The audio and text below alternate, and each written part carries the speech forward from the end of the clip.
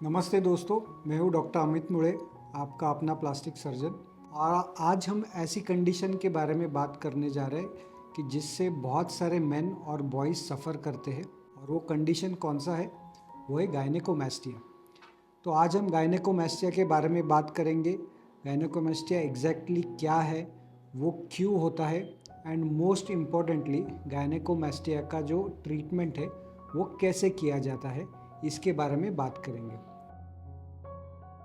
तो सबसे पहले बात करेंगे कि ये गायनेकोमास्टिया होता क्या है। जब आपके चेस्ट में एक्सेसिव फैट और ग्लैंडुलर टिश्यू होता है और उसके कारण आपके चेस्ट को एक फेमिनाइन लुक आता है, तो उसे हम मेडिकल टर्म्स में गायनेकोमास्टिया कहते हैं। कॉमनली लोग उसे मैन बूब्स भी कहते हैं, क्योंकि आपका जो चेस्ट है उसको एक फेमिनाइन लुक आता है, तो इसलिए कॉमनली लोग उसे मैन बूब्स कहते हैं। ये जो गायनेकोमास्टिया है ये 3 ग्रेड्स में होता है।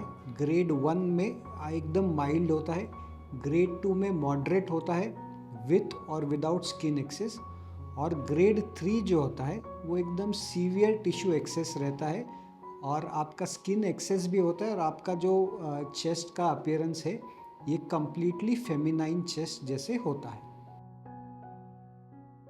तो अब बात करते हैं कि ये जो गायनेकोमास्टिया है ये होता क्यों है। तो हमारे बॉडी में 2 तरीके के हार्मोन्स होते हैं, एक मेल हार्मोन जिसे हम टेस्टोस्टेरॉन कहते हैं और एक फीमेल हार्मोन जिसे हम ईस्ट्रोजन कहते हैं। जब भी आपका ईस्ट्रोजन लेवल्स आपके टेस्टोस्टेरॉन लेवल्स के कंपैरिजन में थोड़ा सा बढ़ जाता है, तो आपके जो चेस्ट में फीमेल ग्लैंड्स जो है, जो ब्रेस्ट ग्लैंड्स है, उनका डेवलपमेंट होता है और उसके कारण गायनेकोमास्टिया होता है।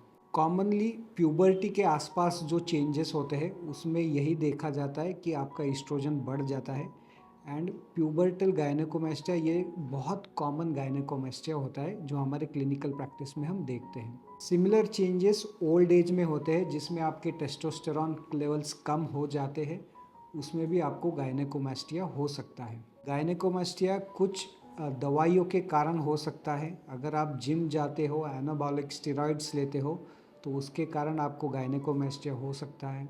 कुछ एंटी अल्सर ड्रग्स रहते हैं, कुछ हार्ट की मेडिसिन्स रहती है जिनके कारण गायनेकोमास्टिया हो सकता है। मरीजुआना यूज़ के कारण भी आपको गायनेकोमास्टिया हो सकता है।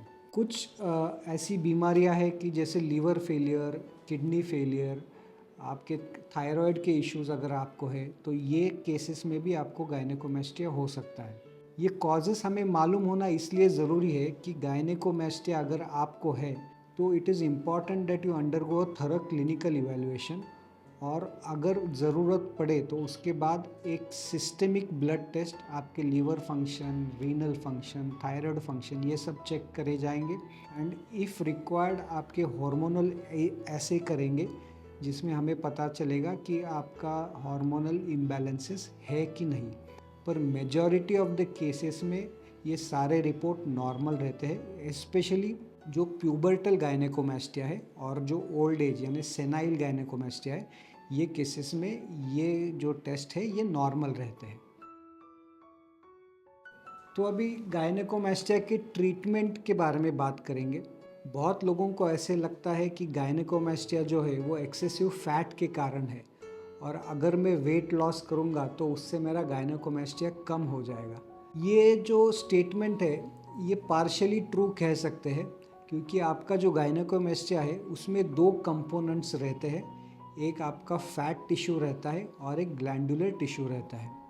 तो आप अगर एक्सरसाइज करेंगे, वेट लॉस करेंगे, तो उससे आपका जो फैटी टिश्यू है वो ज़रूर कम हो जाएगा, पर आपका जो ग्लैंडुलर टिश्यू है वो अगर आपको तकलीफ़ दे रहा है, उसकी वजह से आपको अगर पफिनेस है, तो उसके लिए आपको सर्जिकल ऑप्शन के अलावा दूसरा कोई ऑप्शन नहीं होता है। तो गायनेकोमास्टिया का जो सर्जरी है उसमें हम एग्जैक्टली करते क्या है। देखो, कन्वेंशनली पहले के ज़माने में या अभी भी कुछ सर्जन्स ऐसा करते हैं कि बड़ा सा कट होता है जिसमें वो सारा आपका चेस्ट टिश्यू निकाल देते हैं, एंड उससे आपका गायनेकोमास्टिया तो ठीक हो जाता है, पर उससे एक बहुत बड़ा सा स्कार रहता है और एक डिफॉर्मिटी रहती है। तो हमें ये सब चीज़ों से बचना है, हमें एक अच्छा कॉस्मेटिक आउटकम चाहिए। और उसके लिए क्या करते हैं प्लास्टिक सर्जन्स, तो उसके लिए पहले तो हम आपका पूरा लाइपोसक्शन करते हैं।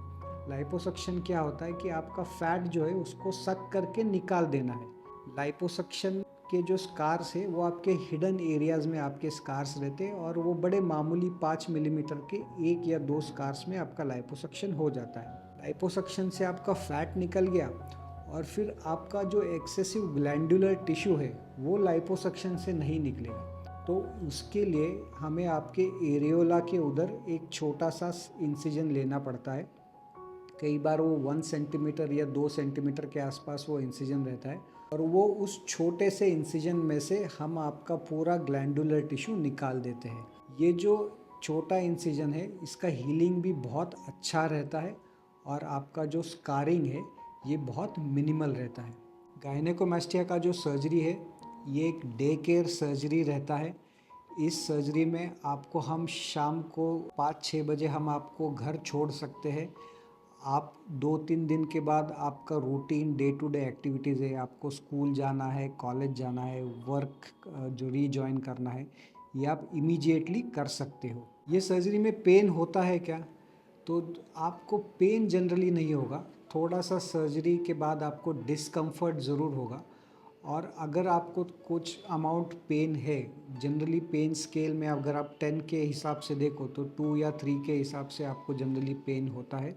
और अगर थोड़ा बहुत आपको पेन है तो हम वो पेन किलर से उसको कंट्रोल कर सकते हैं। सर्जरी के बाद आपको इमीडिएटली कंप्रेशन गारमेंट्स पहनने पड़ते हैं। ये जो कंप्रेशन गारमेंट्स है, I generally advise my patients to have wear them for 3 weeks after surgery. ये जो कंप्रेशन गारमेंट्स है ये हमें क्यों पहनने हैं? क्योंकि हम जब आपका लाइपोसक्शन करते हैं तो आपके जो चेस्ट के मसल्स है और आपका जो ऊपर का स्किन है उसके बीच में का आपका सारा फैट निकल गया, तो वो स्किन को वापस वो मसल के ऊपर चिपकाने के लिए वहाँ पे कंप्रेशन गारमेंट पहनना ज़रूरी होता है। अगर हम प्रेशर गारमेंट या कंप्रेशन गारमेंट नहीं पहनेंगे तो उससे क्या होगा कि ये जो वहाँ पे स्पेस होगा वहाँ पे पानी या ब्लड कलेक्ट हो सकता है और जिससे बाद में आपका जो एस्थेटिक आउटकम होगा वो सब ऑप्टिमल हो सकता है। ऑपरेशन के बाद आप जो लाइट एक्टिविटी है, लाइट वॉकिंग, जॉगिंग, ये सब चीज़ें जनरली 1 वीक के बाद शुरू कर सकते हो। आपको अगर जिम शुरू करना है तो जनरली 3 वीक्स के बाद आप जिमिंग शुरू कर सकते हो। और अपर बॉडी एक्सरसाइजेस जो होते हैं, जैसे आपको बेंच प्रेस करना है, शोल्डर प्रेस करना है, तो ये सब चीज़ें आपको 6 वीक्स के लिए अवॉइड करना होता है। तो अगर आपको गायनेकोमास्टिया है या मैन बूब्स है तो आपको 2 चीज़ें याद रखना है कि ये एक तो बहुत ही सिंपल ट्रीटमेंट से क्यूरेबल कंडीशन है। आपको अगर सर्जरी करवानी है तो आपको एक बोर्ड सर्टिफाइड प्लास्टिक सर्जन से ही सर्जरी करवानी है। इसकी जो रिकवरी है ये बहुत ही सिंपल रिकवरी है, एक्सेलेंट रिकवरी होती है। Cosmetic results are fantastic after gynaecomastia surgery. So अगर आपको ये इन्फॉर्मेशन अच्छी लगी हो तो ये वीडियो लाइक ज़रूर कर देना और अगर आपको ऐसे ही मेरे वीडियोस देखना पसंद आता हो तो मेरे चैनल को सब्सक्राइब ज़रूर करना। Thank you.